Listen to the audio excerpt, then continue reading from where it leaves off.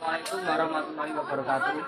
Kami dari kelompok NKRI akan menjelaskan tentang pertama adalah nasionalisme. Nasionalisme adalah sikap politik dan sosial dari sekelompok bangsa yang mempunyai kesamaan budaya, bahasa, dan wilayah serta kesamaan cita-cita dan tujuan dengan meletakkan kesetiaan yang mendalam terhadap kelompok bangsanya. Selanjutnya yaitu unsur-unsur nasionalisme. Yang pertama, perasaan nasional. Yang kedua, agama. Yang ketiga, peralatan nasional. Yang keempat, bahasa nasional. Dan yang kelima, watak nasional. Tujuan nasionalisme yang pertama itu ada meningkatkan rasa cinta tanah air. Terus yang kedua ada meningkatkan tali persaudaraan. Yang ketiga menciptakan hubungannya harmonis. Terus yang keempat ada menciptakan rasa menjaga tanah air kita bersama-sama. Faktor internal adalah faktor yang berasal dari dalam. Contohnya adanya penderitaan yang dirasakan rakyat sejak VOC mempergunakan sistem ekonomi monopoli disertai dengan cara-cara kekerasan. Kemudian berlanjut saat sistem tanah pasar. Banyak yang terjadi penderitaan dan kemerawatan yang dirasakan oleh rakyat Indonesia. Faktor eksternal adalah faktor yang berasal dari luar. Contohnya kemenangan Jepang atas Rusia. Peristiwa ini terjadi pada tahun 1905.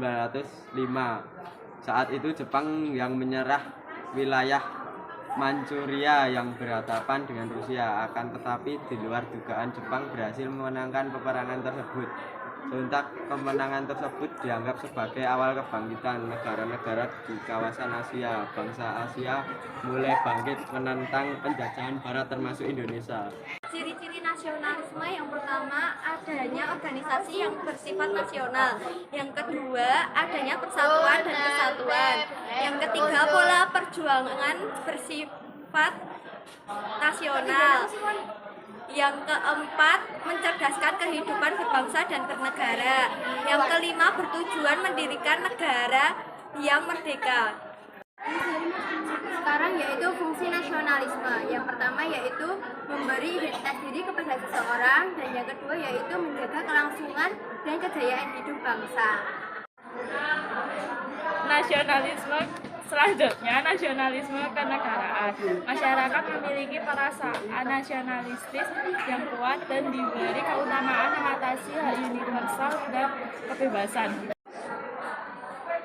Nasionalisme budaya adalah negara mempunyai kebenaran politik yang berasal dari budaya bersama, bukan berasal dari keturunan, ras, dan warna kulit.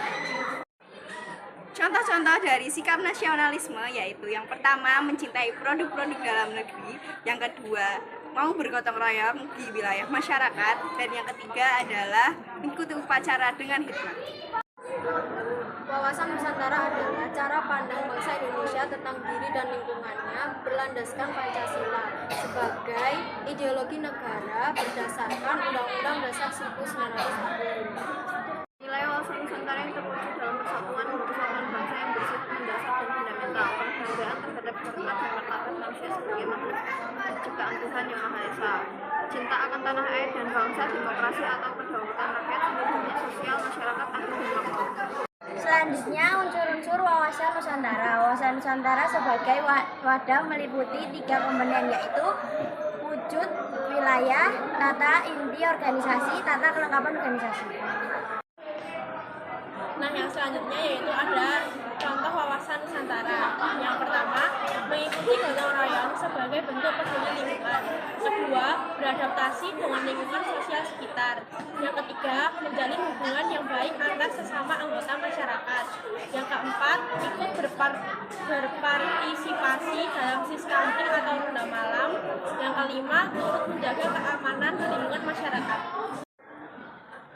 Ancaman adalah setiap usaha dan kegiatan dalam negeri maupun luar negeri yang dinilai membahayakan kedaulatan negara, keutuhan wilayah negara, dan keselamatan segenap bangsa.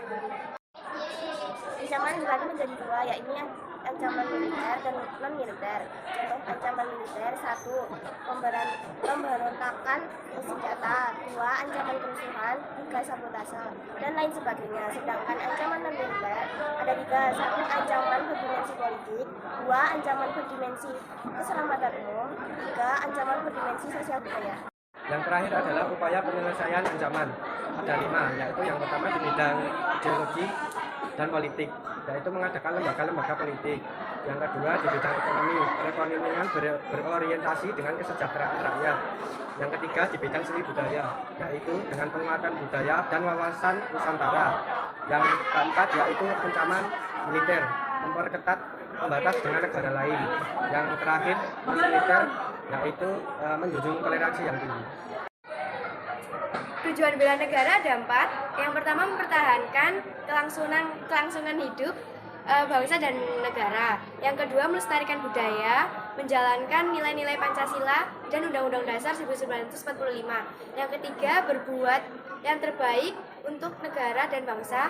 Yang keempat menjaga identitas dan integritas bangsa atau negara. Ada faktor-faktor yang mempengaruhi kekuatan NKRI. Salah satunya adalah Sumpah Pemuda, yang kedua Pancasila, yang ketiga adalah semboyan Bhinneka Tunggal Ika.